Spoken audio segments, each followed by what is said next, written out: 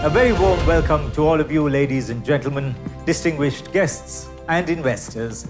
Welcome from the beautiful island paradise, Sri Lanka, the pearl of the Indian Ocean. And welcome to the Sri Lanka Investment Forum 2021, the first and the largest virtual investment forum in Asia. We are privileged to have you tuned in, and we hope that over the next 3 days, this forum will provide you valuable insights on Sri Lanka and its potential as the top destination for investment. The Investment Forum is jointly organized by the Board of Investment of Sri Lanka, the Ceylon Chamber of Commerce, and the Colombo Stock Exchange. This forum will be inaugurated shortly by His Excellency the President of our Republic himself. And the inauguration session will feature the State Minister in charge of the portfolio of money and capital markets, the Honorable Nivad Cabral. But first, to introduce the forum to you and welcome you formally, I am delighted to present the Chairman of the Ceylon Chamber of Commerce, Dr. Hans Vijaysurya.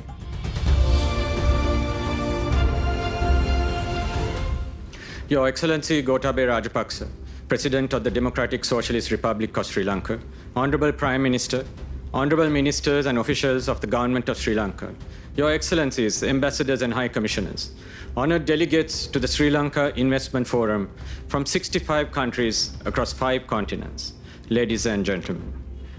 A very good morning and Ayubowan.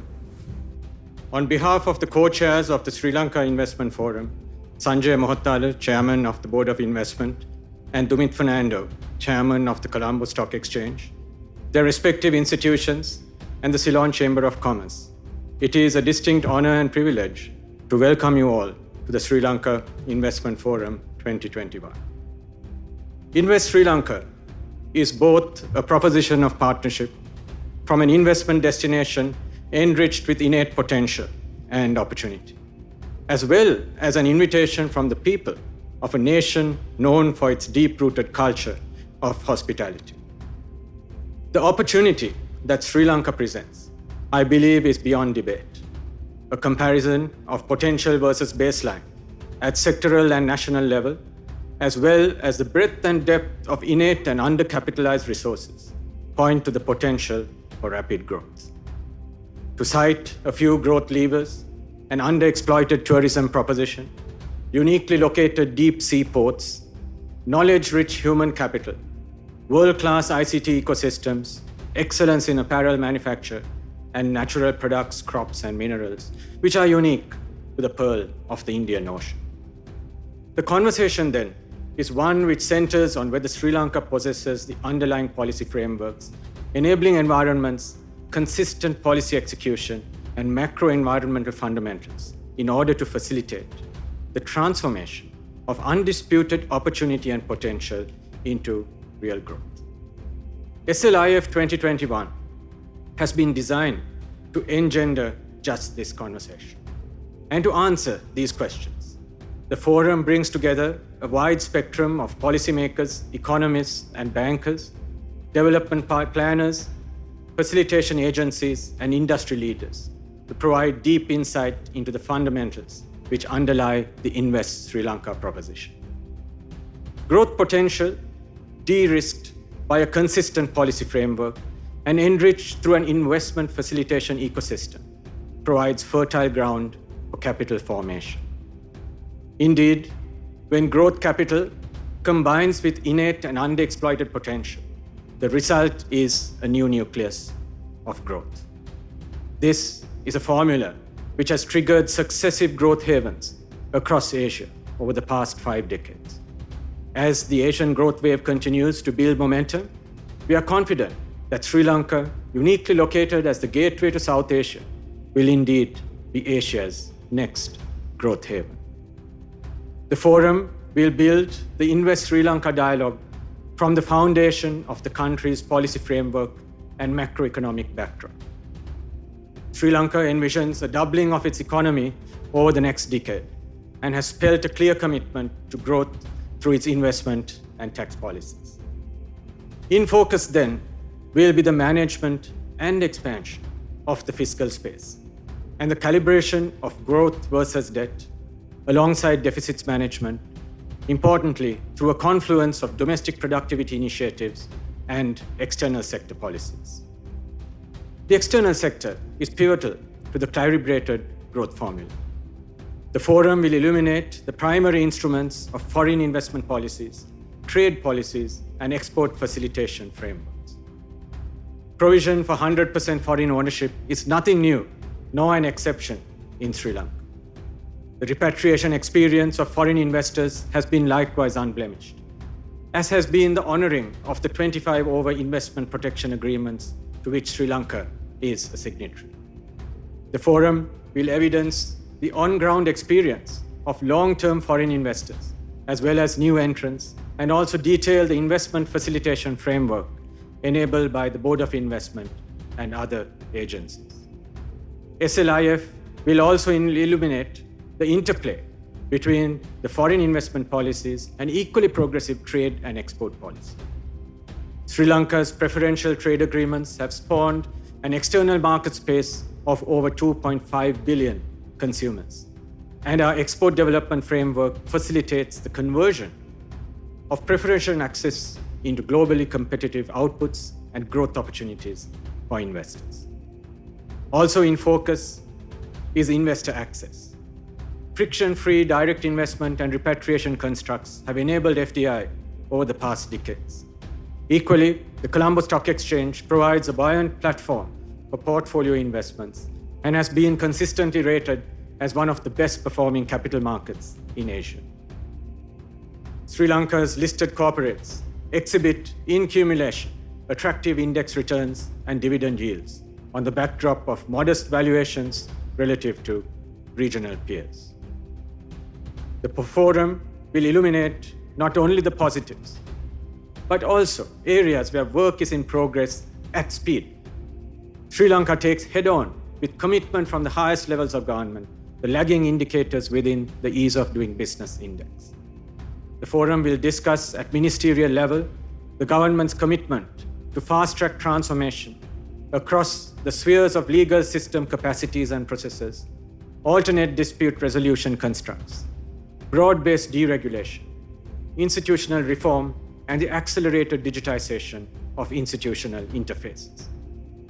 Sri Lanka's legal reforms extend beyond process acceleration alone.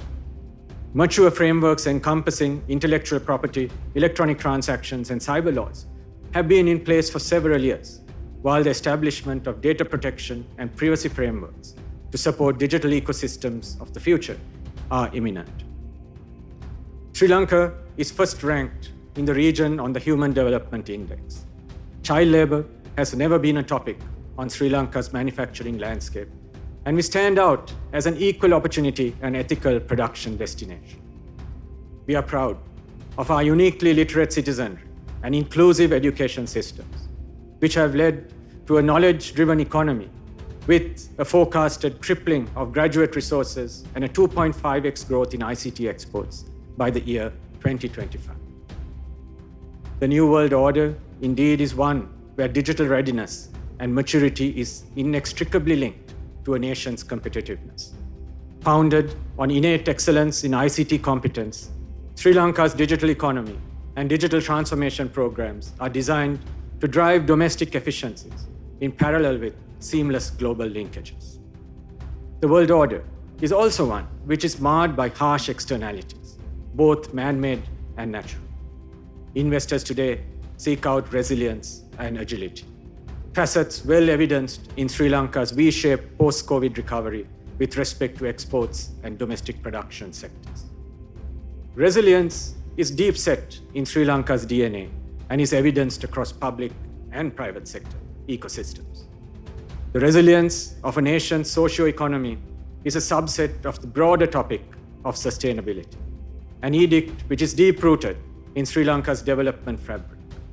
A focus on renewable energy, climate change, and a commitment to an organic-centered green socio-economy are embedded in the strategic evolution of energy, manufacturing, and agriculture sectors.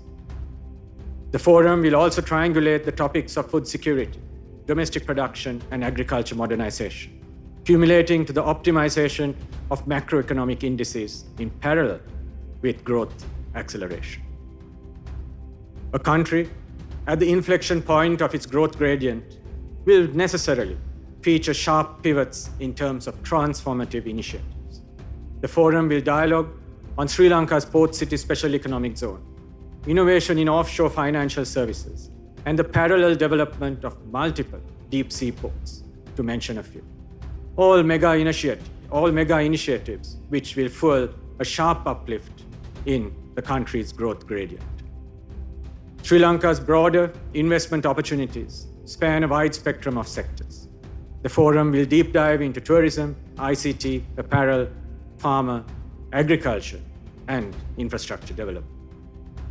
Sri Lanka's commitment to compete and excel on Asia's investment landscape is indelibly coupled with the vision and commitment of the country's government and leadership. Today, we are singularly honored to have with us His Excellency the President, who will frame the Invest Sri Lanka proposition in the context of his vision for the nation. Commencing with His Excellency the President, the Invest Sri Lanka proposition is collectively espoused by stakeholders who will themselves be the partners, enablers, and importantly, the underwriters of investment and growth going forward. We are grateful for the momentous support and contribution rendered by our ministerial speakers, ambassadors, high commissioners, and their respective missions in Sri Lanka and overseas.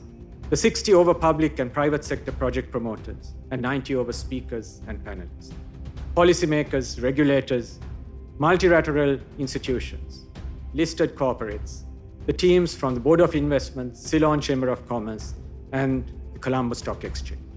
And finally, and importantly, our strategic partners and sponsors.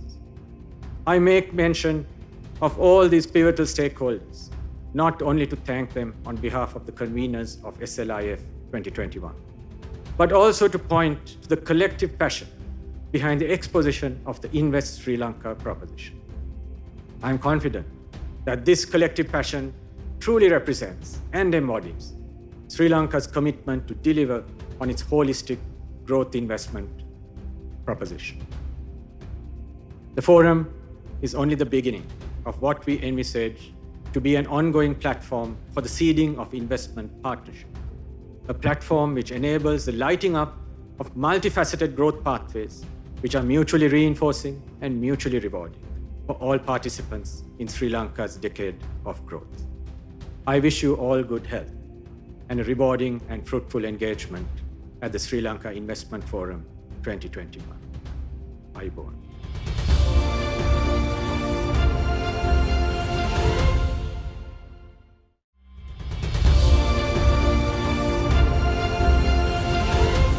Thank you, Dr. Vijay Surya. Ladies and gentlemen, Sri Lanka means business. And so the inauguration address at this forum will be presented by no less than His Excellency, the President of our Republic, who will share with you, the investor community, and present from the very apex his vision for the nation. To inaugurate the Sri Lanka Investment Forum 2021, we are deeply honored to present and welcome the President of the Democratic Socialist Republic of Sri Lanka, His Excellency Gotabaya Rajapaksa. Ayubowan. Honorable Mahinda Rajapaksa, Prime Minister, Honorable Ministers, Ambassadors and High Commissioners, Co-Chairs of Sri Lanka Investment Forum, foreign and Sri Lankan delegates, friends. It gives me great pleasure to address you at the inaugural session of the Sri Lanka Investment Forum 2021. This event takes a holistic view of the many and varied investment opportunities Sri Lanka offers across all sectors of its economy. It brings together the Board of Investment, Colombo Stock Exchange, and the Ceylon Chamber of Commerce, alongside key policymakers, entrepreneurs, and business leaders. This will encourage robust dialogue and information sharing about our investment environment, and it will highlight opportunities for direct investments as well as opportunities in capital markets and debt markets. This investment forum comes at an important time for Sri Lanka. My government has ambitious plans to unleash a decade of transformational and rapid economic growth to double our national output from its current level to $8,000 GDP per capita by 2030. Our unique geostrategic position, political stability, robust institutions and social infrastructure, educated and capable workforce, and high quality of life are some of Sri Lanka's current strengths. We will leverage on these to set the platform for our growth target. In addition, significant improvements to our infrastructure are continually being made. These include increasing power generation from renewable sources, improving connectivity through upgrading of road and rail networks, and further expansion and improvements to our ports that will all facilitate our development drive. We are deeply committed to maintaining policy stability and consistency within a stable macroeconomic environment. Our legal and regulatory frameworks are being refined to ensure greater responsiveness, transparency, and security for investors. Unnecessary bureaucratic red tape is being removed, and procedures are being streamlined to ensure greater ease of doing business. As President of Sri Lanka, I am determined to see these changes through and to further improve our already welcoming environment for investment. There are significant opportunities across many economic sectors in Sri Lanka that can provide tremendous returns to foreign and local investors alike. With its geostrategic location only a few hours away by air from major global hubs, Sri Lanka is one of the best connected nations in all of South Asia.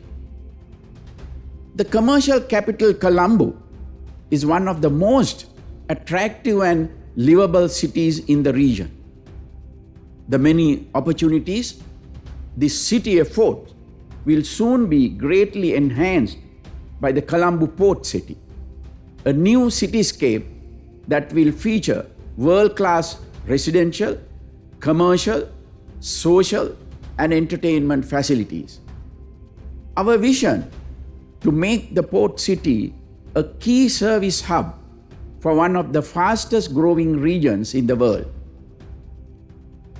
Its residents will have all the facilities they need to do productive work while enjoying a very high quality of life in a vibrant tropical beachside environment that fuses the best of both and old and new.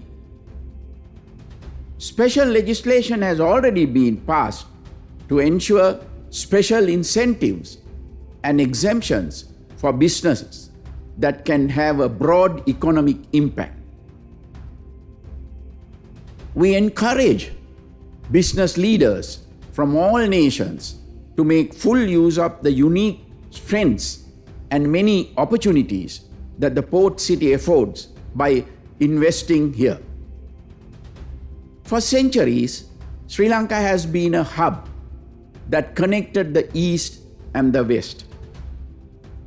With its world-class port infrastructure in Colombo and in Hambantota, the country is capable of providing services even to the largest container ships that traverse the busy Indian Ocean.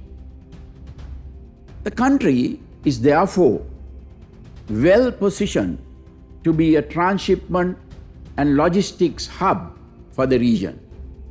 And we strongly encourage investments in this area. Legacy legislation and regulations that impede such investments are in the process of being revisited and revised to facilitate this. With its very fertile environment and deep history of cultivation, Sri Lanka has a rich agrarian heritage spanning thousands of years. With climate change becoming an increasing threat to food security the world over, we seek to combine this rich heritage with new technological advances to dramatically and sustainably enhance our agricultural output. My government has taken a strong policy stance in support of healthy organic agriculture.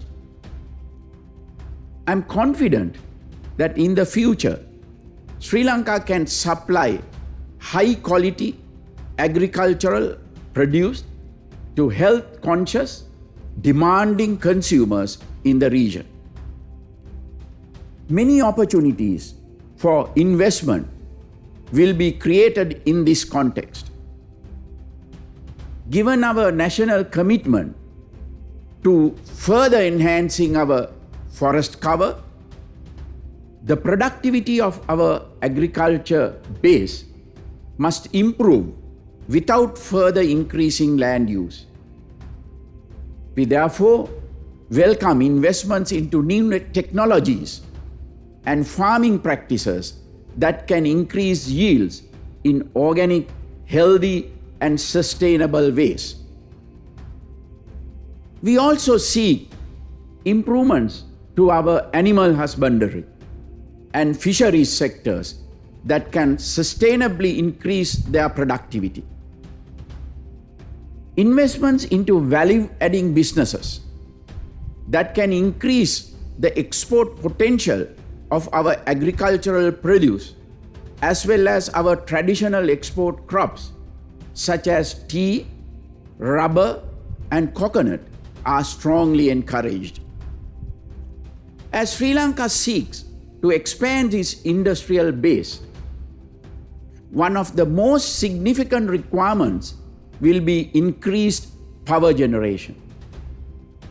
My government is committed to reducing the use of fossil fuels and ensuring that clean, renewable sources of energy contribute 70% of our national power requirements by 2030. We therefore invite investments into large-scale solar and wind power projects that can sustainably augment our power supply and set the platform for further industrialization and economic growth. Sri Lanka has vast resources of raw materials that are used in several high-tech industries.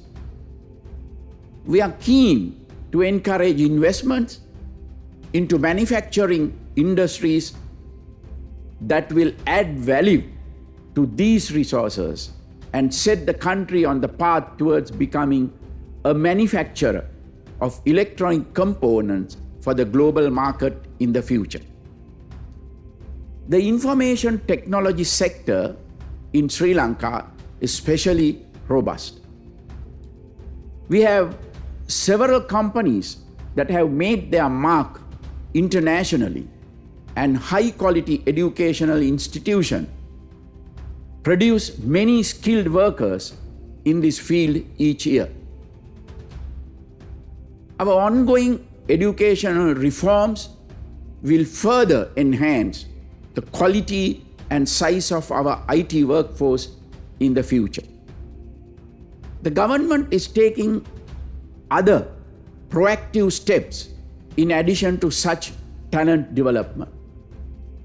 This includes building new infrastructure, including IT parks, and enacting supportive policy mechanisms, including a zero tax policy for tech companies headquartered in Sri Lanka. Sri Lanka's geographic proximity to major undersea cables that transmit millions of terabytes of data make it an attractive destination for data centers and other operations that serve the information requirements of the region. This potential is being further strengthened with new legislation on personal data protection that is being formulated to bring the country's legal and regulatory environment in line with global standards. Sri Lanka has long been favored as a destination for tourists from all over the world. Even though it has been severely impacted by the ongoing COVID-19 pandemic, Sri Lanka is seeking to revitalize its vibrant tourism industry to take advantage of the likely post-pandemic travel boom. Investments are therefore welcome into hotels, resorts, entertainment facilities, and novel tourism projects that will attract high-spending tourists into the country. With its robust public healthcare system, augmented by globally accredited private hospitals and world-class, highly qualified and experienced medical professionals, Sri Lanka is also well placed to benefit from the growing global medical tourism industry.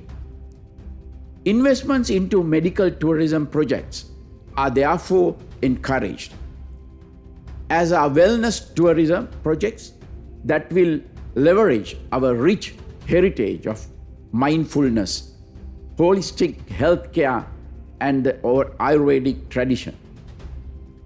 With its many attractions, sound infrastructure, high quality of life, and its dynamic, educated, and intelligent youth, Sri Lanka can also be a viable destination for leading universities to set up campuses that attract students from around the region. My government is prepared to proactively support such investments, just as it will truly transformative investments into the many other sectors I have discussed in this address.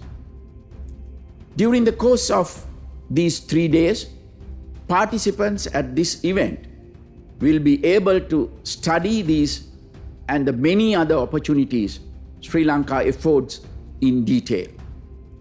Equally importantly,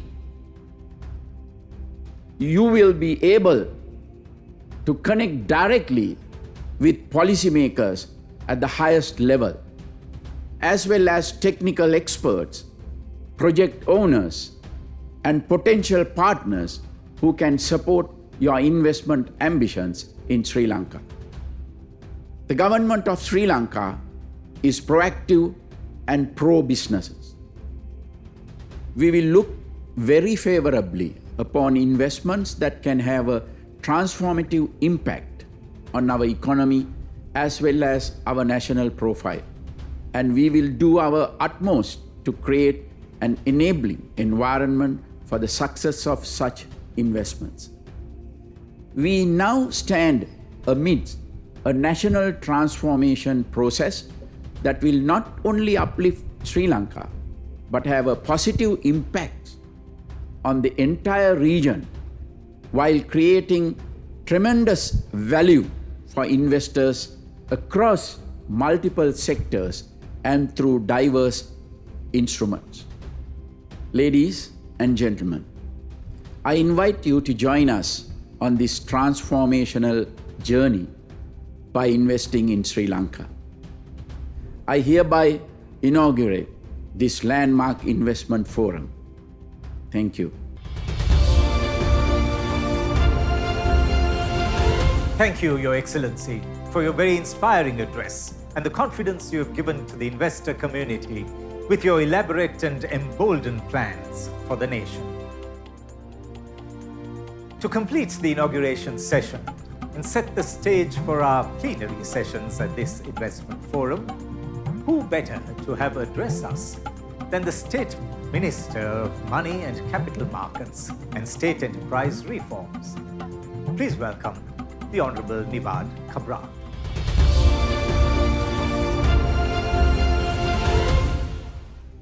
His Excellency the President Gotabaya Rajapaksa, Honorable Mahinda Rajapaksa, the Prime Minister of Sri Lanka, the Chairman of the Sri Lanka's Chamber of Commerce, Hans Vijay Surya, and my dear friends. It's a pleasure to be here this morning to share a few thoughts with you as you kick off the virtual conference on Invest Sri Lanka, Asia's next growth haven. You're marketing it as Sri Lanka's FDI and capital market showcase. I think that's an apt way of marketing it as well as reflecting it to the world.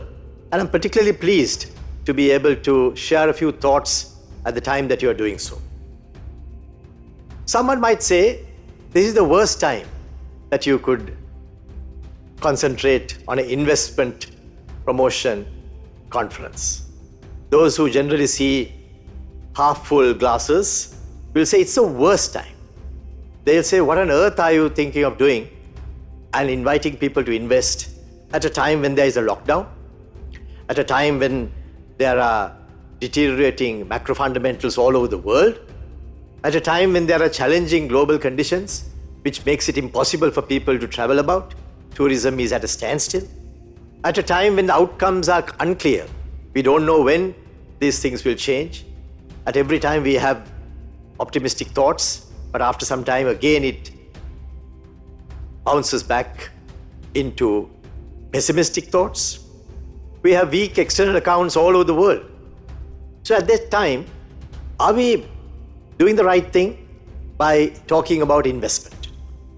But if you are really a savvy investor, I think you would look at the underlying factors at any time when we are talking about investment. Not only what is there on the surface, not just the torrential rain, but the richness of the soil is what you must be looking at. Not only the deafening noise, but the true melody that there is in the song. Not only the beauty, but also the durability. Can we sustain it? Can this be continuing? Not only what has been done, but what can be done. Where can we go? What is the potential? Now, these are all matters that I think savvy investors look at. And that's where this particular conference, I think, is going to score, because you would be reflecting not only on what is there on the surface, what we can see out there, but what is the deep meaning, what is the thrust that is available, which we should be concentrating upon. So let's dig a little deep. Let's drill down a little further. Let's examine the richness of the soil. Let's listen to the melody. Let's understand the durability. Let's analyze as to what can be done. And then if you do that, I would say you would see Sri Lanka's awesome potential. This was thought about some time ago. I remember when Ruchir Sharma wrote in his book, Breakout Nations, he had an entire chapter devoted for Sri Lanka in 2013 and 2014. We had potential. He talked about what can be done. He, of course, talked about the challenges as well as the dangers and the areas that we should be cautious about. But at the same time, if those are got right, the awesome potential that this country has and what it can do to investors was not lost on people like that who dug deep into Sri Lanka's context. So let's look at the glass as being half full. And I would like to talk about underlying valuations, underlying infrastructural programs that we have, the social development areas that Sri Lanka is talking about. I'm sure in the next few days, all of you will be reflecting on those areas, and I think there will be people who will talk about it at length, and therefore I don't want to talk about those in detail. But I would like to preface by saying one thing. that Sri Lanka's infrastructure development program started in 2006 during the time of Honorable Mahinda Rajapaksa being the president at that time. And at that time, we started it while the war was going on. People asked us, are you mad to be doing these things? But in times of war, you need to prepare for peace. In times of peace, you will prepare for war. But in times of war, you got to prepare for peace. So at that time, we started on all the development projects. We started on the Hambantota port. We started on the Norachole power plant. We started on the infrastructure of the new highways. We started on the airport. We started on all those projects before the war was over. So that when the war was over, we had the canvas to go fast and forward. That's why Sri Lanka had 8% growth. It didn't happen automatically. It didn't suddenly fall down from heaven. It was through careful planning, careful strategies that were implemented that Sri Lanka was able to have that growth momentum during that period. So let's see what we can do again. I'll start with the capital markets. So I have some responsibility for the capital markets, being the state minister who is responsible for that. Way back in 2014, Sri Lanka's market cap was $24.4 billion. Today, it's only $14.5 billion. There is a drop of $10 billion during the period of the last 7 years. But what does that tell you? That tells you that there is awesome potential, awesome value that is within the stock exchange companies that are listed. It is there with other companies as well. But those who come at this time and take up positions at this time will definitely benefit by that. And that's what this is all about. So invest at the right time. If you do invest at the right time, there is tremendous potential for you to realize your own investments at a very high level. Take the debt markets. In 2014, in Sri Lanka's government debt, there was as much as $3.4 billion invested. Today we have opened it out again. Today we are saying, come and invest in the government bonds. We'll give you even a guarantee on the exchange rate so that if there is a risk, that risk is also mitigated. So there is a huge opportunity there as well. Sri Lanka has never defaulted. Sri Lanka is making sure that everything goes in the right way to ensure that we can make ends meet and to see that that is done. And I can assure you that as well. There's opportunities for private equity. There are so many companies that have gaps in their investment levels, gaps in their capital that can be filled. So those can be also looked at by all the investors who are coming to Sri Lanka. The FDI opportunities are also very, very significant. There's a Hambantota industrial zone. I'm sure there will be topics that will be talked about today.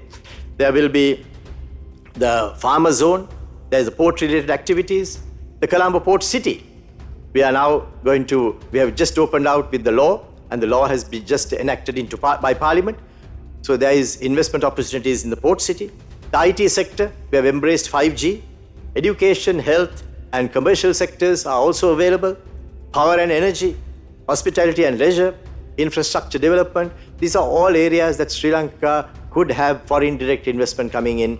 And the laws that Sri Lanka has already promulgated will provide the space for those investments to come in and to be taken up by investors from all over the world. Just because there is COVID, just because there is a challenge at hand, we don't forget about our direction and our vision. If you have a son and you want to make him an engineer, or you have a daughter whom you want to make a doctor, because she falls ill for 3 days, you don't give up the idea. The same way, in a country, if you have challenges, you will meet those challenges, but at the same time, your overall vision and your goal must be looked at. So what will the government do? The government has a lot of things to do. It will improve the macro fundamentals. We are working hard at that. We are looking at non-debt inflows, and we'll work on that in the next few years as well. We will look at the improving of the doing business indicators. I think there's a session on that, and my ministry is also working on that in all the aspects of doing business, from starting a business to dealing with construction permits, getting electricity, registering a property, paying taxes, trading across borders, enforcing contracts, resolving insolvency, and all that. And at the same time, we'll provide incentives. We know investors want incentives. Yes, we will provide that. We will provide a sustainable framework. That's why the laws have to be there. We have to provide the enabling legislation.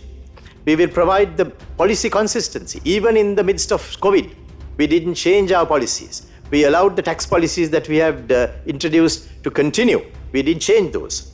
We will ensure social harmony. That's why some very ambitious projects like Water for All, it will cost us quite a bit of money, but we want to see that every single person in Sri Lanka has the basic necessities. We will also ensure that there is human-elephant conflict as well as 100,000 kilometers of roads. Those are all done in order to ensure that Sri Lanka can go forward with a lot of interest in the future.